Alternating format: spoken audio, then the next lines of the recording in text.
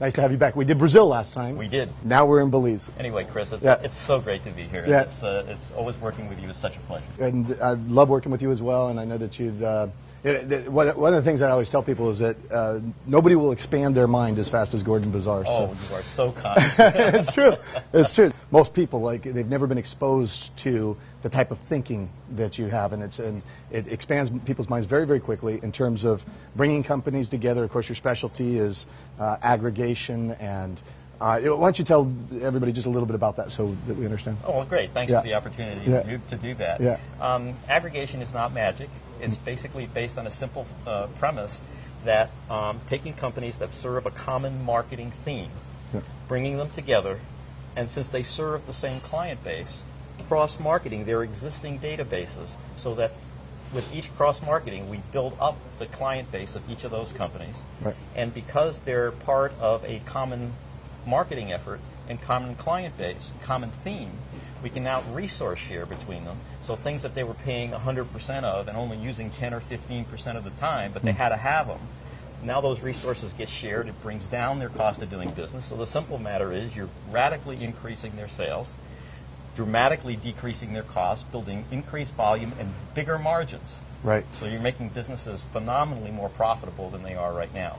And then the coup de grace is you then take that extra profit that you're building in and you take this group that could not go public individually because they weren't big enough or dynamic enough. You now fold them in after a couple of years into a public company and give them an exit strategy at 15 to 20 to 25 times earnings instead of the 2 or 3 or 4 times earnings they could sell their independent company for. So a lot more earnings to sell at a much higher multiple. So it's leverage on leverage on leverage, creating wealth. Got it. The difference between marketing between organizations where you could just mail to each other's databases, right, and bringing them together is really in the resource sharing and the... I tried to give you the benefits. Right. There are a couple of features to aggregation that make it work. One of the things that you have as a difficulty in making aggregation work is something called behavior modification. People don't want to change. If you're in business, you like doing the same thing tomorrow that you did yesterday because you're comfortable with it. And anytime you have to create a change in behavior, whether it's your employees or even in the owner, it's hard because people resist change. Right. So what we realized is we had to create a new kind of person who makes the system work so that the entrepreneur just does tomorrow what they did yesterday. And that comes in the form of a core group of people who are professionals. They're trained to make the cross-marketing work. They're trained in how to bring together these companies for resource sharing so that these companies don't have to think about aggregation. They just think about their own business and making their own business work, and aggregation works for them almost seamlessly. Got it. Now, is there loss of control to the individual business owner? One of the things that I try and explain to people is entrepreneurs are a crazy lot, all of us, because you're an entrepreneur and I'm an entrepreneur, and if you're anything like the typical entrepreneur, you would rather work for a lot less money but have total control of your own future than have a lot of money but have somebody who governs you, controls you, points you, tells you what you have to and can't do. Right. Okay, and that's me. That's most of the entrepreneurs that I know. That is an incredible resource in a person. What makes them dynamic. It's what makes them self-starters. It's what keeps them at the front end of where they are, is that internal drive that they have to be in control of their own fate. So if we were to take that away from an entrepreneur, we would remove from the system the biggest power that we have in aggregation. So the way in which we assemble companies is they are managed autonomously, always. Even when they fold into the public company, they still maintain the ownership and control of their own vehicle so that they have that characteristic of entrepreneurship, of being that captain of their ship. That's a really prime importance to what we do. It's part of how we keep them powerful.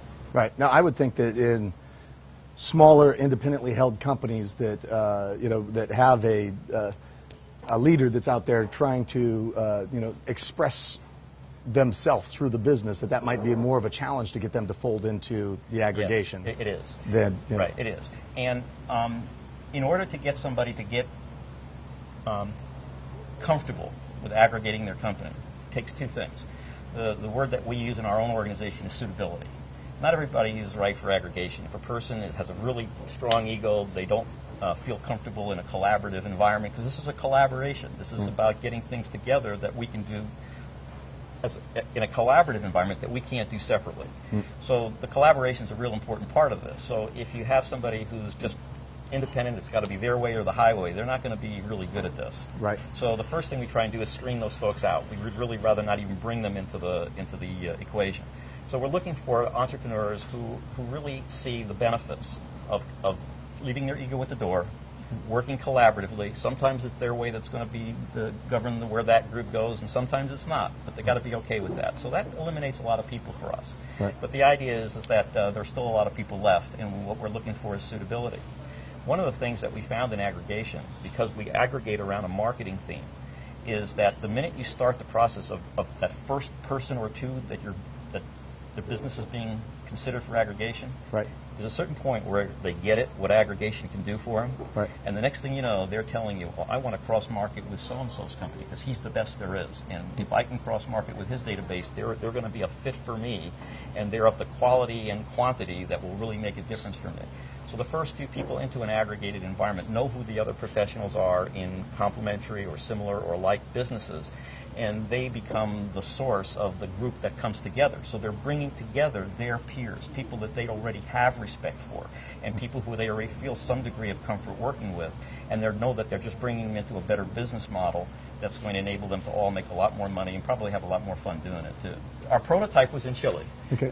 And we knew this would work, by the way, in the United States, so we had no question about that. Right. But the reason we chose to do it outside the United States for the first prototype was to frankly see if the same psychology would work in cultures that were different than what they are in the United States. In South America, the business climate there is supposedly more low-key, supposedly not as driven as it is in North America. So we felt, look, if it'll work there, then it'll probably work just about anywhere. Mm-hmm. And fortunately, at one of the events that I gave, one of the young men from Chile came up to me afterwards, and he says, this aggregation thing sounds really incredible. I'd like to be your prototype. And I said, well, where are you? He says, well, my company's in Chile. And so we decided to do it. Anyway, this young man had a business-to-business type company. It was a promotional advertising company, where you have a gift company. You have pens and with your company's like name engraving on. and stuff yeah, like that. Right, Yeah, it's just things that you would give away as an entrepreneur to people you wanted to do business with you or remember you. Mm-hmm. So that was his business, and he had a couple of dozen products. He was fairly new. He had way less than 1% of the market share in South America. Uh-huh. It was a relatively young company. And so he went back to Santiago, and he and I dialogued a lot by phone, and we finally came up with 2 or 3 of his, not competitors, but they were complementary product lines. They did what he did either with different products altogether, right, or the other one was one where it was in a complementary market space. It was one that they weren't competitors, but they had things that they could cooperate on. Right. So those are the 3 companies that came together to form the base of the aggregation there. Their first year, none of these 3 companies had ever grown by more than 10 or 15% in a year. Right. Their first year, they grew 268% between the 3 of them in average growth for their business. Wow. And was that primarily through the cross-marketing of the databases? That was or was all it through cross-marketing, right. And common websites, doing things together. So already the resource sharing began to take effect at that point. Right. The resource sharing started, and that was helping them bring down their costs of doing business. But the dramatic growth in sales was due exclusively, virtually, to that. But then it went up again. Okay, yeah. And what happened is the next year they added 2 more companies to their group. And that year they grew 248% from their baseline at the beginning of that year. All 5 companies at that point grew a total of an aggregate of 248%. And the next year they added 2 more companies. Now they're up to 7. And this is the year they just completed. They grew an incredible, well, I have to back up. The last 2 companies that they added grew about 240%. Okay. From their base year. So 240 was about each. Right. Yeah, right. Yeah. So the 2 new companies grew at that rate. But now the 5 companies that were part of the original group and then the second group that were added, collectively they grew 1,218%. In 1 year. In 1 year. And we couldn't understand it. It was totally unexpected. We had no idea that was going to happen.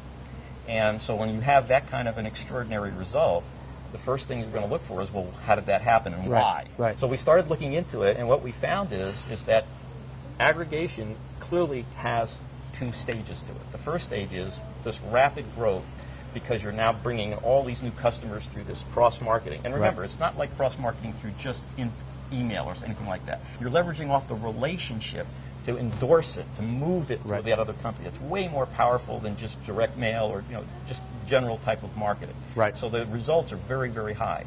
So the question was, okay, well, we could explain 240% of the growth or 250% growth, but why this other 1,000% in there? It's 10 times. I mean, that's huge.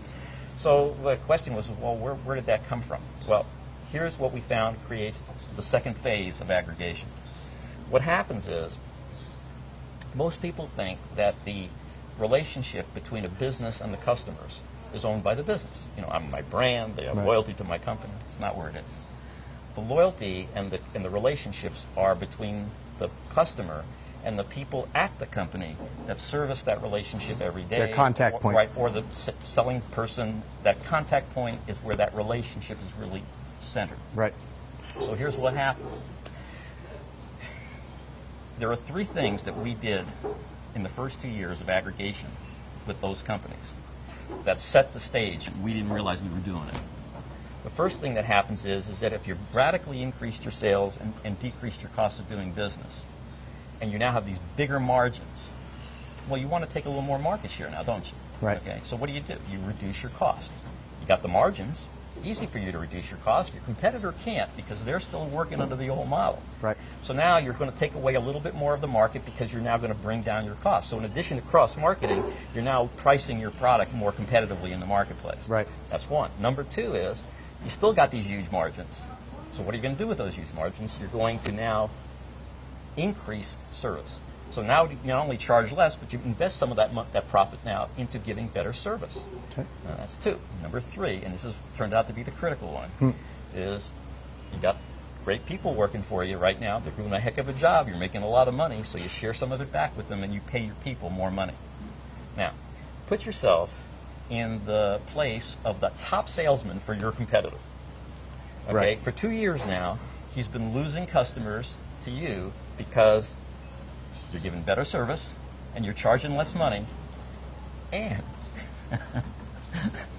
the guy who has his job at your company is making more money than he is. What's your thought about that? Yeah, You're make that the guy. leap, right? Yeah. It's like, why am I here? I can go there, bring my customers with me, and give them better service for less money, and I make more money. And so what happens is in the 3rd year, you literally collapse the competition. And what we had to do in the 3rd year is they actually, midway through the 3rd year, they actually could have had bigger growth, but they had to literally stop marketing, cut back on their marketing. And the reason is because they came into another problem, which was called the infrastructure, right? Capacity to deliver. Right. Okay, because if your sales are going up, even though your costs are down, you still need more inventory, you need more facilities, you need more trained staff. You can't snap your finger and have all that. Right. Okay, it takes time to build it, to get it, to make it work, to harmonize it. You can't just snap your fingers and have it. So they had to slow down. And that brought them to the next phase of how did they solve that problem, which all of my people that I work with in this project are all graduates of Bizar Finance. Right. So the one thing they know and know really well is how do you buy other businesses and do it without cash, without capital? How do you leverage the purchase of other businesses? Right. So the thought occurred to some of our guys that the way to deal with this was if the competition is collapsing, then some of those businesses are going to come for sale at bargain prices and bargain terms. Right. When you buy that company, you get the rest of their sales, but more importantly, you get their facilities, you get their inventory, you get their key staff people. You don't keep them all because you don't need them all, but you cherry pick, you pull the best of it over, and now you use that to enhance your capacity to deliver. And so that put them back on track by the end of the 3rd year, so they started buying up the competition. But here is what the result of that was. This company just won in Chile the national award for the fastest growing company in Chile. No kidding. Yeah. They went from 3 years ago, this guy had less than 1%, a lot less than 1% of this business-to-business promotional advertising market in South America, a lot less than 1%. By the end of their 3rd year, which they just completed, they have over a 20% market share in South America. Fantastic. They do business in 40 countries, whereas when they started this, they only did business in one, which was Chile. Right.